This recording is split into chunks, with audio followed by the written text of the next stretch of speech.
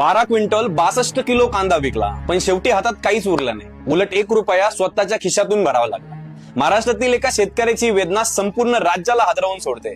कारण ज्या कांद्यासाठी शेतकरी महिने घाम गाळतो, त्याच कांद्याने आज त्याला अक्षरशः रडवलाय. एवढा मोठा माल विकून त्यांना फक्त 1262 रुपये मिळाले. पण खरी धक्कादायक बाब पुढे येते. गाडी भाडं 500 रुपये, गुन्ही खर्च 550 रुपये, हमाली 125 रुपये, त्यालाही 28 रुपये, भराई 25 रुपये आणि वराई 25 रुपये, असं सर्व खर्च मिळून नेमके होतात 1263 रुपये. म्हणजे कांदा विकून जेवढे पैसे मिळाले त्यापेक्षा 1 रुपया जास्त खर्च आला.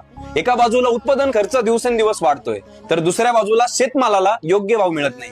त्यामुळे शेतकरी आर्थिक दृष्ट्या पूर्णपणे कोलमडून चाललाय. पण आता नुसतं रडत बसायचं नाही. आता वेळ आणि पिढी दोन्ही बदललंय. आपल्यासारख्या नव्या पिढीने, शेतकऱ्याच्या पोरांनी फक्त काळ्या आईची सेवा करून थांबायचं नाही. आता शेतीसोबत एक दुसरा जोडधंदा करणे गरजेचं आहे.